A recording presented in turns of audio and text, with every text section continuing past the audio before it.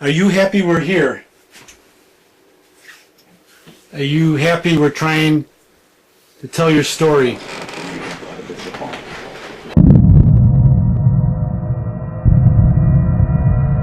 There was always just this heaviness about the house, and I thought, it's just new, it's different.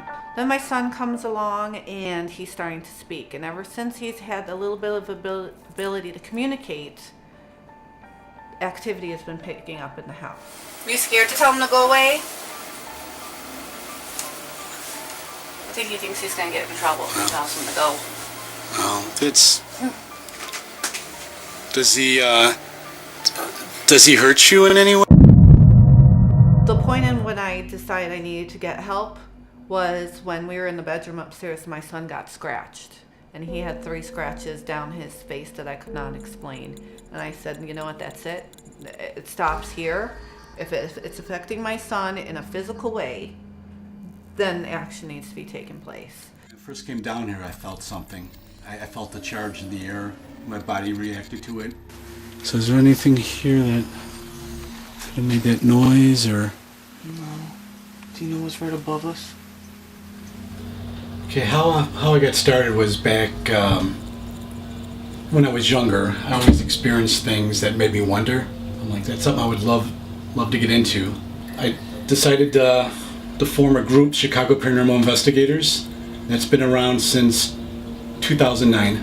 There was something about Dave's team that seemed honest, and I saw footage that he had posted, and I felt like this was someone who could help and believe me, because I didn't want someone who's just going to come in here and think this was like a big show, or hey, I feel like I want to see a haunted house. This was serious. This wasn't, I don't want to stir up activity or make it any worse.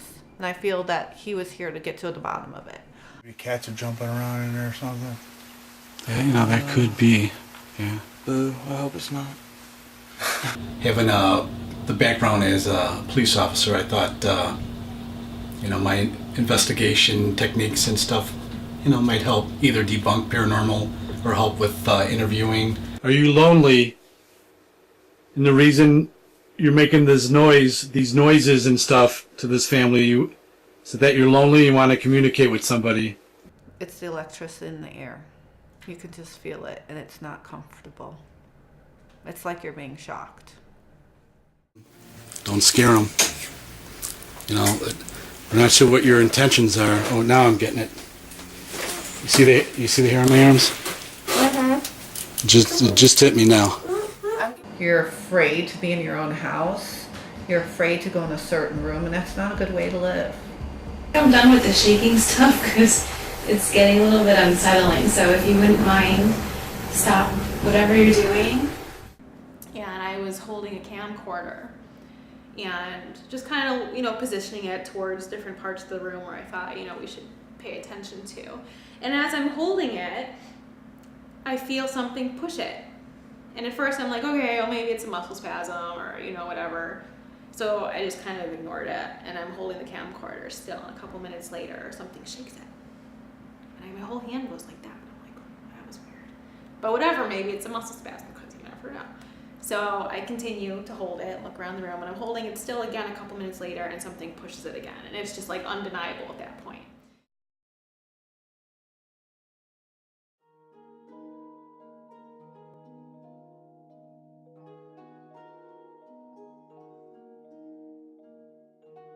I couldn't believe it.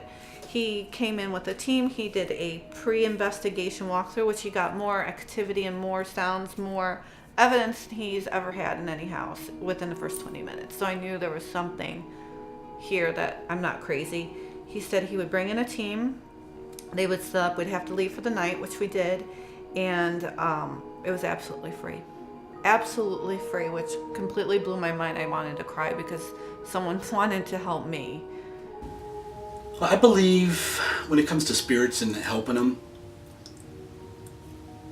I hope, I hope I could help them. We hear you have the strength. Oh, thank you.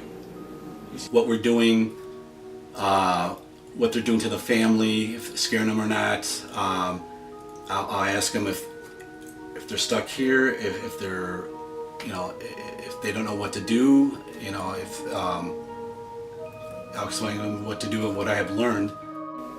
That was good. That's the way we're going to start communicating like that.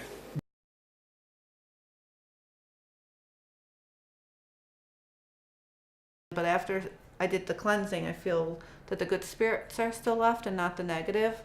But every so often, you wake up, I suppose like anybody would, and you're wondering if it was good or evil.